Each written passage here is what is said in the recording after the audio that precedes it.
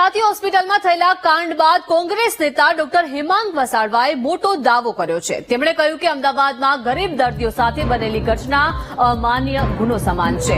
આ ગુનાને ક્યારે માફ ન કરી શકાય તેવો છે। આવા કાંડ કોર્પોરેટ હોસ્પિટલમાં થવા એ સ્વાભાવિક છે, કારણ કે કોર્પોરેટર હોસ્પિટલમાં ડોક્ટરને ટાર્ગેટ આપવામાં આવે છે। 3 લાખ પગારવાળા ડોક્ટરને 6 લાખનું કામ કરવાનો ટાર્ગેટ આપવામાં આવે। જો ડોક્ટર આ ટાર્ગેટ પૂર્ણ ન કરી શકે તો ડોક્ટરના કોન્ટ્રાક્ટમાં ઘટાડો થાય છે।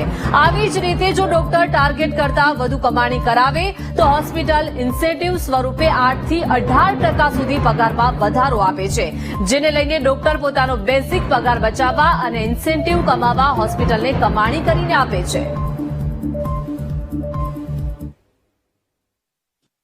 અમદાવાદમાં જે કોઈ નિર્દોષ દર્દીઓ સાથે અને ગરીબ દર્દીઓ સાથે જે હોસ્પિટલે કર્યું છે એ જઘન્ય અપરાધ છે, અમાનવીય ગુનો છે અને ક્યારેય માફ ન થઈ શકે તેવી પ્રવૃત્તિ જે તે ડોક્ટરોએ દર્દીઓ સાથે કરી છે। કોઈ પણ ડોક્ટરને જ્યારે કોઈ કોર્પોરેટ હોસ્પિટલ નિમણૂક આપે ત્યારે એનો મંથલી પગાર નક્કી કરવામાં આવે છે।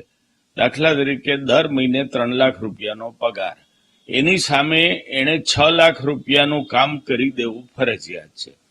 જો 6 લાખ સુધીનું કામ ન થાય તો એનો જે કોન્ટ્રાક્ટ છે એની રકમ ઘટાડવામાં આવે। 6 લાખથી ઉપર જો કામ કરે, જેને ઇન્સેન્ટિવ શબ્દ વાપર્યો છે, તો 8%, 10%, 18% સુધી વધારાની સેલરી આપવામાં આવે। એટલે ઇન્સેન્ટિવના લોભે અને બેઝિક કોન્ટ્રાક્ટ બચાવવા માટે ડાક્ટરો ઉપર કોર્પોરેટ હોસ્પિટલ માટે કમાણી કરાવી દેવાનું પ્રેશર હોય છે।